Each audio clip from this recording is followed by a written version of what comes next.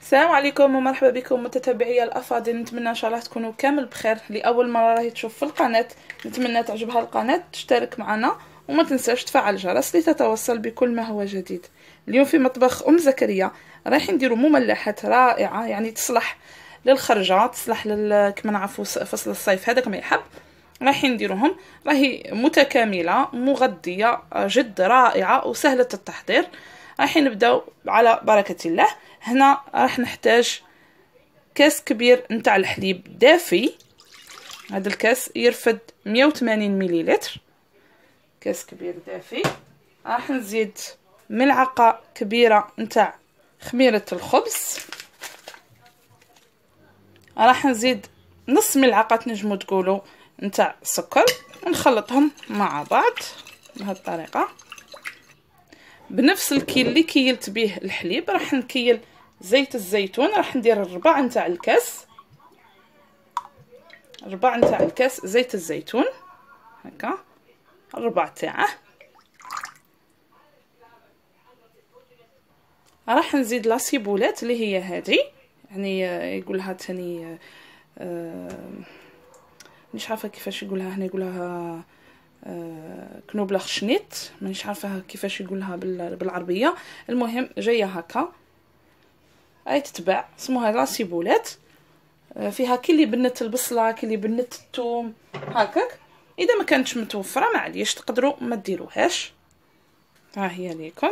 راح نزيد دروك شويه نتاع الزعتره،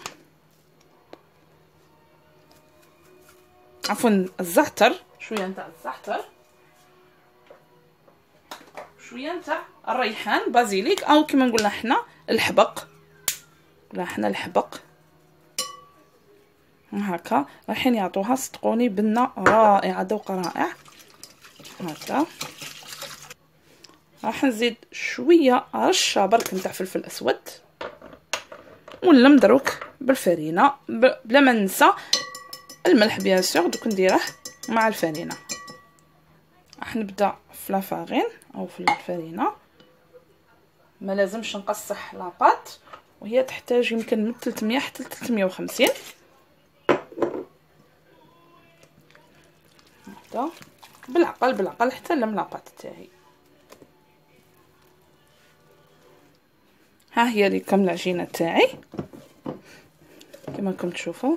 شوفوا الالوان اللي تجي فيها تجي رائعه وتعطيها واحد الذوق رائع. على فكره الا ما عندكمش لاسيبولات وعندكم هادوك لي زيرب دو بروفانس، تنجموا ديروا لي زيرب دو بروفانس وتتخلاو على لاسيبولات اذا ما كانتش متوفره بيان سور. هنا راح نعجن العجينه تاعي، يعني نحاول نعجنها واحد 10 دقائق ولا وانا نخبط فيها هكا، يعني نعجن فيها كما راكم تشوفوا. يعني العجينه ماشي قاصحه ماشي طريه بزاف، راح نعجنها 10 دقائق ونعاودو نتلاقاو. ها هي العجينه تاعي بعد ما عجنتها مليح. ها هي ليكم. دروك واش ندير، راح نحطها في الغامكه تاعها وين ديجا نخلطها ونخليها تريح. شويه تاع زيت زيتون من التحت، شويه هاك شويه على العجينه بهذه الطريقه، وراح نخليها تريح مدة ساعة نص ساعة، كل وحدة ودرجة الحرارة تاع الغرفة تاعها، المهم تكون مريحة مليح. لهنا كما راكم تشوفوا بعد ما خمرت لي خرجت لها هذاك الهواقع. دروك راح ندير كرات هكا،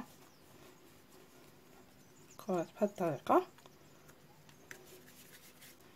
الكرة الاولى والكبر، يعني كل نتوما وكل واحد وقداه يبغيهم انهم هكا اللي راح يكونوا لي ميني بيتزا تاعي. ما راحش نحل العجينه هكذا. انا نكمل كامل الكرات هادو ونعاودو نتلاقاو. ها هما ليكم الكرات تاعي بعد ما كورتهم. الفرن تاعي راني شعلته. هنا واش نحتاج الى هذه شكشوكه، يعني شكشوكه عاديه.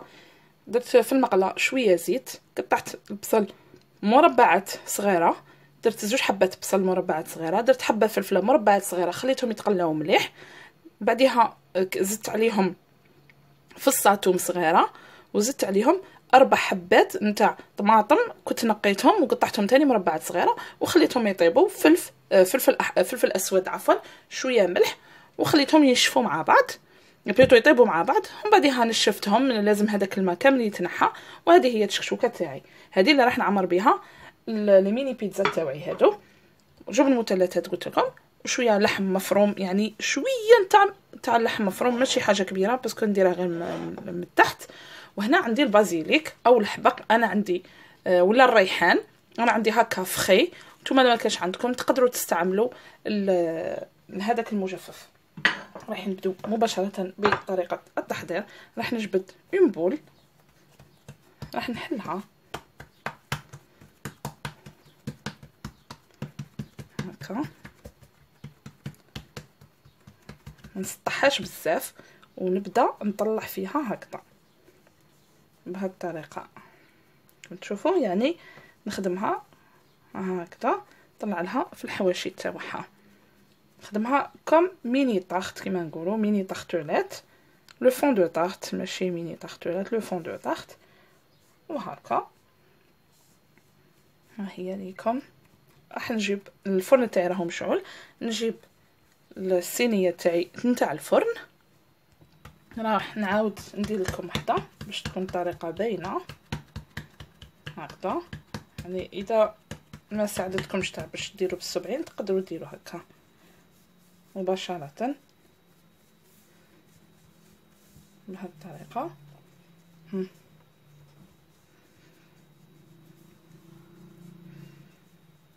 هاي لكم،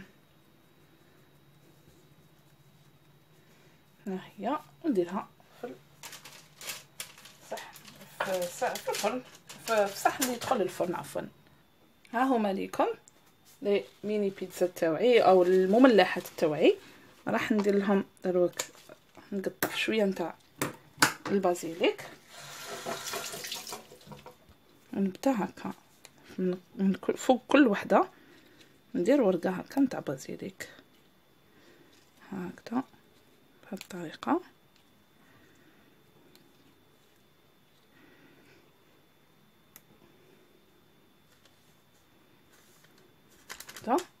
وراح نجيب الجبن المثلث، راح تاني ندير الجبن المثلث بهذه الطريقه لهنا، ونزيد لهنا، ونزيد شويه نتاع اللحم المفروم لهنا هكذا، شويه برك البنه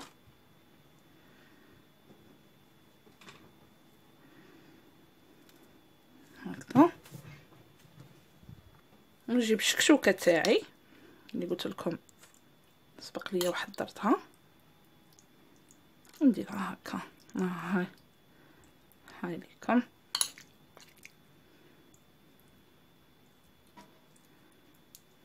هكذا، وندير حبه زيتون من الفوق ولا زيتونه كما نقولوا من الفوق هكذا. ندير زيتونه وندير جبن مبشور وندخلهم للفرن.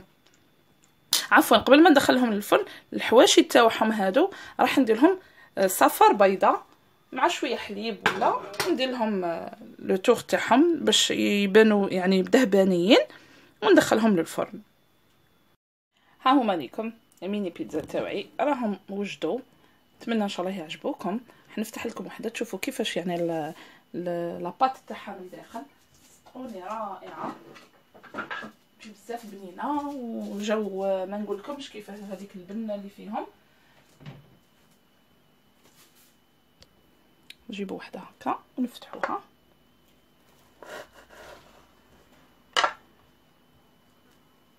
هما من الداخل كيفاش صدقوني جاو رائعين رائعين رائعين لواحد الدرجه. نتمنى تجربوهم. وعلى فكره هادو ملاح الخرجه، راني خارجه انا اليوم عليها درتهم هكا، راح نأمباليهم ونخرجوا بهم ان شاء الله. نقول لكم تبقاو على خير الى وصفه قادمه ان شاء الله. نتمنى الوصفه تاع اليوم راهي نالت اعجابكم. نتمنى تاني تدعموني اذا عجبتكم الفيديو، بيان سور عملوا لي اعجاب، قسموها مع احبابكم، جيرانكم، اصدقاء تاعكم. عملوا لي تعليق، خلوا لي تعليق، ونقول لكم تبقاو على خير. الى وصفه قادمه ان شاء الله. سلام عليكم.